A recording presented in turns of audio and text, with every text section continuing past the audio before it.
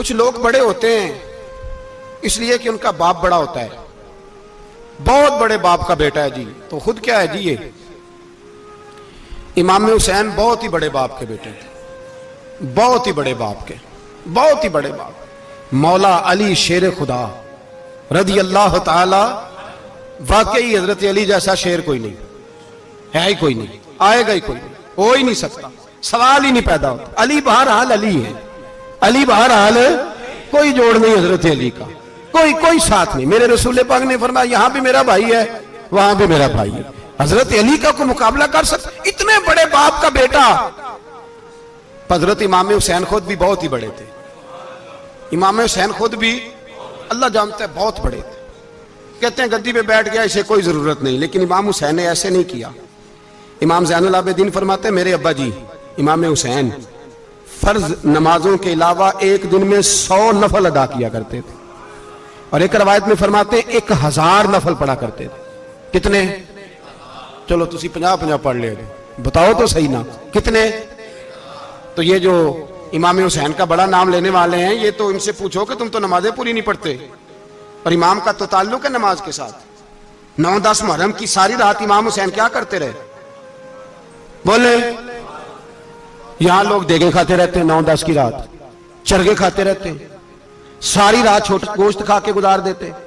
امام حسین رضی اللہ تعالیٰ عنہ، بھائی اللہ تو مانا ہوا تھا، حسین پہ سب سے زیادہ راضی تھا میرا رب، لیکن امام علی مقام نے 9-10 کی ساری رات کا اللہ مجھ سے راضی ہو جا، اللہ مجھ سے راضی ہو جا، اللہ مجھ پہ رضا نازل کر دے۔ ساری رات کربلا کی ریت پہ آنسو بہا بہا کے ساری رات سجدے میں گزار دی، تو تماشا کر کے سو جاتا ہے اور کہتا ہے میں بڑا حسینی ہوں۔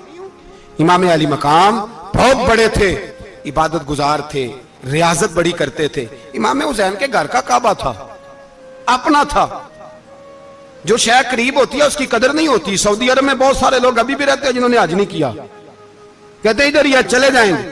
ہمارے بہت سارے پاکستانی جن کی ڈیوٹیاں مکے میں لگ گئی ہیں، وہ کبھی ہمیں وہاں ملنے آئے تو ہم کہتے ہیں جناب آپ آتے نہیں، کہتے ہیں آتے ہیں کبھی کبھی، ان کو حرم شریف کی وہ قدر۔ لیکن امام حسین علی مقام کا کردار یہ تھا کہ مدینے سے دونوں بھائی مدینے سے پیدل جایا کرتے تھے مکے کا حج کرنے۔ کس طرح؟ انہوں نے یہ نہیں کہا ہمیں ریاضت کی ضرورت نہیں، عبادت کی ضرورت نہیں، ہم تو حضور کا خون ہے بخشے بخشائیں۔ پیدل مدینے سے دونوں شہزادے اور اس طرح پیدل جاتے تھے، ایک دفعہ نہیں، 2 دفعہ نہیں، 25 حج دونوں نے پیدل مکے جا کے ادا فرمایا۔ 25 حج۔ تجھے کبھی توفیق ہی نہیں ہوئی؟ تو جہاز پہ جانا بھی پسند نہیں کرتا، تو خیال ہی نہیں کرتا کہ کتنی قدر ہے اللہ کے گھر کی؟ 25 حج۔ اور سخاوت کا یہ حال تھا، سخاوت کا، کہ امام زین العابدین فرماتے 1,00,000 دینار سویرے آیا۔ کتنا؟ سمجھ لیں اربوں خربوں روپے آج کے حساب سے، 1,00,000 دینار۔ اور فرماتے ہیں فاطمہ کے لال دروازے پہ بیٹھ گئے پیسے لے کے، اور لوگوں کو بلا کے نظر دی، فرمایا تھوڑے سے لے جاؤ، تھوڑے سے لے جاؤ، تھوڑے سے لے جاؤ، تھوڑے سے۔ فرماتے زور تک امام حسین نے لاکھوں بانٹ دیے۔ اٹھ کے اندر آئے تو میں نے کہا ابا جی کو 1 دینار بچا لیتے، آپ جب بازو اٹھاتے ہیں تو آپ کے کرتے پہ 17 پیبند لگے ہوئے ہیں، ایک کرتا ہی نیا لے لیتے۔ تو فرماتے ہیں میری طرف دیکھ کے کہنے لگے بیٹے یہ نہیں کہا کہ میں لے لیتا کرتا، لفظوں پہ غور کرنا۔ فرمانے لگے بیٹے اگر تو پہلے بتاتا تو پھر میں سوچتا، پہلے بتاتا تو پھر بھی میں یہ نہیں کہا رکھ لیتا، پھر بھی میں سوچتا رکھنا ہے کہ نہیں۔ امام حسین نے سخاوت کی، عبادت کی، ریاضت کی، قرآن پڑھا، تلاوت کی، درگزر کیا، پیار کیا۔ امام حسن کی بات ہے، ایک لونڈی آئی، ہمارے ہاں تو شہزادوں کا اللہ ہی حافظ ہے نا، شہزادے وہ کسی کے بھی ہوں، یہ جو ہمارے سیاستدانوں کی شہزادے ہیں یہ ہم نے خراب کیے ہوئے ان کی گاڑیوں کے پیچھے بھاگ بھاگ کے، اس لیے تباہ ہو گئے۔ پیروں کے شہزادے یہ خراب ہو گئے سارے، اس لیے کہ پیچھے بڑا بھاگتے ہیں۔ امام حسن کے پاس ایک لونڈی تھی، وہ دودھ لے کے آئی، دودھ گرم تھا، آپ کے اوپر گر گیا، اور وہ تھی بھی اسی طرح کی، اکثر کام بے دھیانی میں کرتی تھی، کنیز تھی گھر کی۔ دودھ گرا تو وہ کانپنے لگی کہ میں نے کئی غلطیاں کی، اب تو بہت سخت غلطی ہے، گرم دودھ امام پہ پڑ گیا۔ تو امام صاحب نے تلاوت شروع کر دی، امام حسن نے والکاظمین الغیظ والعافین عن الناس واللہ یحب المحسنین۔ فرمایا جو غصہ پی جائیں اور لوگوں کو معافی دے، ان سے تو اللہ محبت فرماتا ہے، ان سے تو اللہ پیار کرتا ہے۔ امام صاحب نے اس لونڈی کو فرمایا جا تو اللہ کی رضا کے لیے آزاد ہے، جا تو آزاد ہے، اب تو لونڈی نہیں۔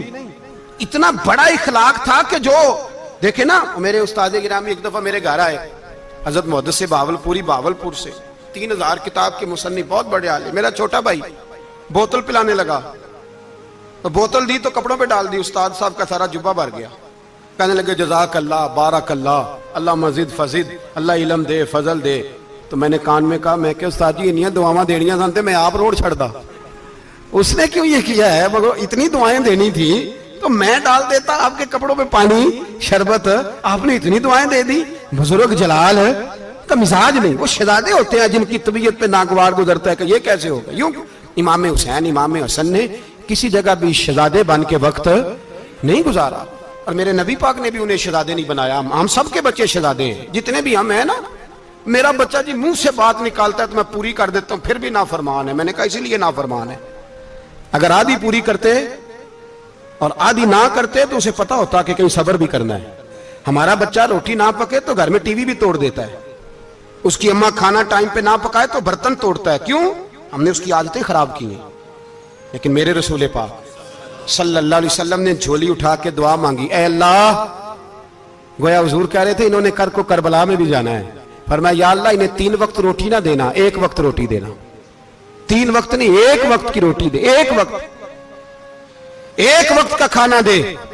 اور نبی پاک نے ٹریننگ گھر کے اندر کرائی تھی، اندر حضرت فاطمہ نے ٹریننگ کرائی تھی۔ لوگ کہتے ہیں 3 دن امام حسین پیاسے رہے، بھوکے رہے، تو میں نے کہا ٹریننگ تھی ان کی اماں کی۔ توجہ ہے میری بات پر؟ ہمارا بچہ تو 1 گھنٹہ برگر نہ ملے تو برتن توڑے، ان کی اماں کی ٹریننگ تھی، صبر حوصلہ سکھایا تھا۔ امام حسن اور حسین بیمار ہو گئے تو حضرت فاطمہ نے منت مانگی، یا اللہ میرے بچوں کو شفا دے، میں 3 روزے رکھوں گی۔ کون سی منت مانی؟ بولیے۔ ہم صرف دیکھ کی منت ہی مانتے ہیں، میں دیکھ پکاواں گا۔ ایک آدمی مجھے کہنے لگا میں نے منت مانی تھی کہ میں بکرا دوں گا اللہ کے رستے میں، اگر میرا کام ہو جائے تو کام ہو گیا، بکرے کے پیسے کوئی نہیں۔ تو میں کہا تیرے پہلا نہیں تھی پتا، میرے کو کوئی نہیں۔ کہتا اب کیا کروں؟ میں کہ اب تو دینی پڑے گی، اور اس میں بھی تحقیق باقی ہے۔ لیکن بات یہ ہے بھائی کہ منت یہ کیوں نہیں مانی کہ یا اللہ میرا کام ہو جائے میں 100 نفل پڑھوں گا؟ جو بھی منت مانگتا ہے وہ دیکھ کی مان لیتا ہے، بکرے کی منت ہی مانتے ہو، یہ کیوں نہیں منت مانتے کہ یا اللہ میرا کام ہو جائے تو میں پورا قرآن شریف ختم کروں گا؟ یہ ذرا پڑھنا پڑتا ہے، اس لیے عبادت کرنی پڑتی ہے، اس لیے اس کی منت نہیں مانتے سرے سے۔